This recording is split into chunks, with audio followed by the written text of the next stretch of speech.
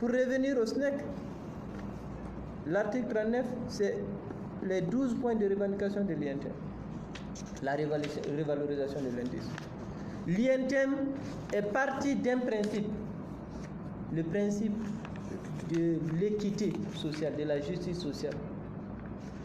Il y avait le point de l'indice où il y avait une injustice sociale et il y avait également un point, l'âge de retraite, où il y avait une injustice sociale. L'INTM dit, Djité, qui est sorti cadre A de l'INSIP, moi je sors cadre A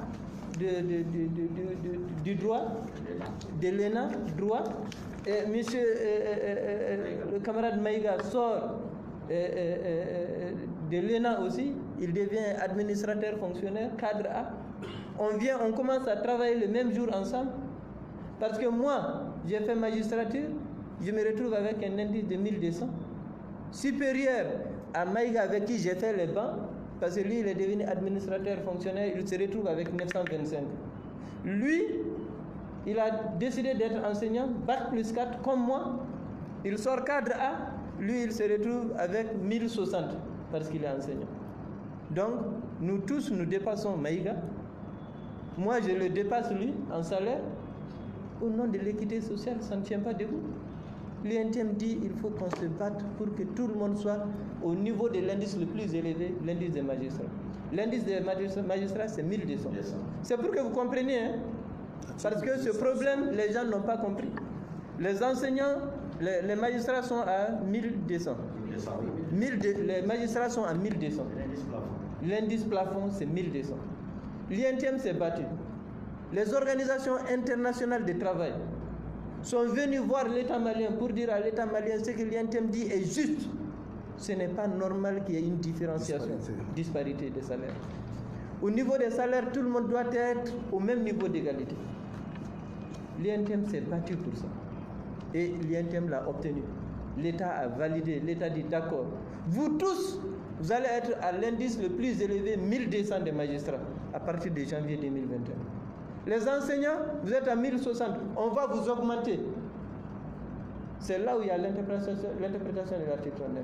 On va vous augmenter, vous allez être au même niveau d'indice que les magistrats aussi, conformément à ce que l'INTM a négocié. Vous allez quitter de 1060, vous allez être à 1200. Donc on va vous augmenter de 140 points au niveau de l'indice à partir de 2021. Voilà ce qui a été négocié par l'INTM. L'INTM n'a jamais dit qu'elle ne défend pas l'intérêt des travailleurs des enseignants, l'intérêt des travailleurs des magistrats, l'intérêt des travailleurs de n'importe quel secteur. Travailleurs du monde, là, nous nous battons pour tout le monde, pour l'équité et la justice sociale. Cela a été obtenu. Le SNEC, sachant la philosophie de l'INTM, a dit à la synergie, écoutez, hein, on est en train de nous battre pour quelque chose. L'article 39, c'est vrai. Stricto sensu, l'article 39, si on l'applique, vous allez dépasser les magistrats. Nous, on va dépasser les magistrats. Si on dépasse les magistrats, où est l'essence du combat de l'INTM? Le combat va reprendre. Demain, si on applique l'article 39 stricto sensu, je l'ai dit ici, je suis syndicaliste aussi.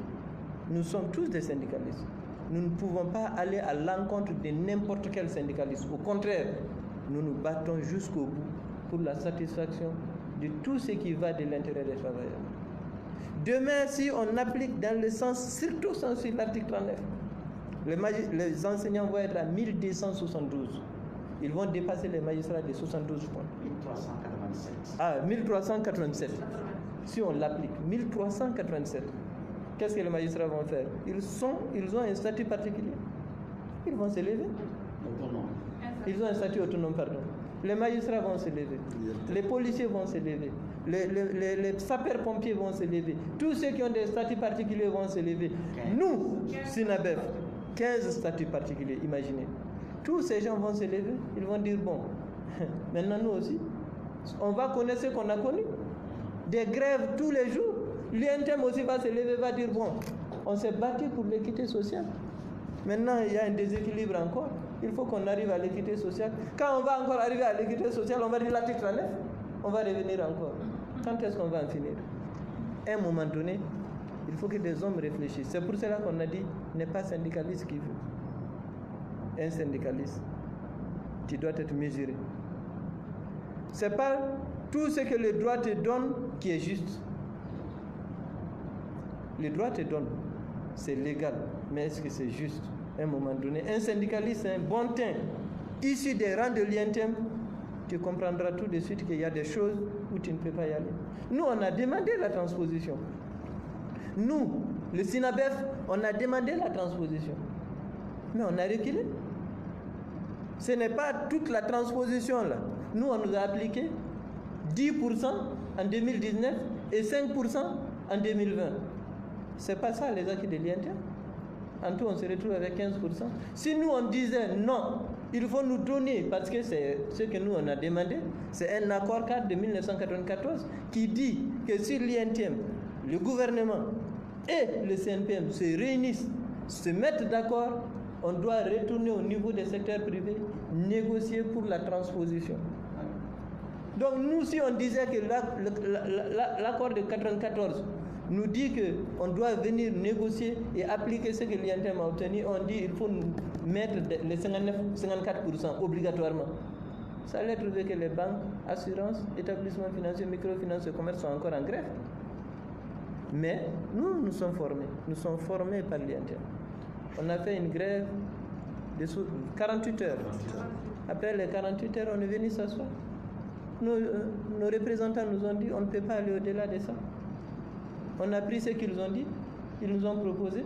On a dit on accepte ce que vous nous proposez, mais on va faire la rétroactivité de 10% jusqu'en juillet. Ils l'ont accepté. On est parti. C'est ça un syndicaliste. Mais tu ne vas pas détruire ton outil de travail, détruire l'éducation. Détruire l'éducation, c'est détruire nos enfants, mais c'est détruire carrément les pays.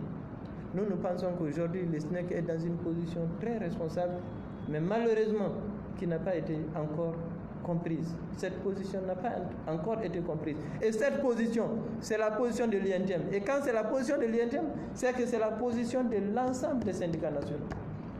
L'INTEM, c'est les syndicats nationaux. Il ne faut pas que la synergie pense que le SNEC est seul. Le SNEC, c'est le SINABEF, c'est le SINACOM, c'est le SINEPIL, c'est l'ensemble des 13 syndicats nationaux, c'est l'ensemble des unions régionales. Le SNEC n'est pas seul. On a mené des combats ensemble et on mènera des combats ensemble. Nous avons fait la trêve que le secrétaire général Yacouba Katila a signée. C'est au nom de qui? C'est au nom de la paix sociale. C'est pour permettre aux pays qui traversent une certaine crise aujourd'hui puissent se relever et qu'on sorte de ces sempiternelles grèves à n'en pas finir. Donc, réellement, c'est à ce niveau où nous avons souhaité amener quelques éclaircissements pour que le peuple comprenne. Parce que nous voyons des gens de la société civile, l'enseignement, etc. Moi, je l'ai dit.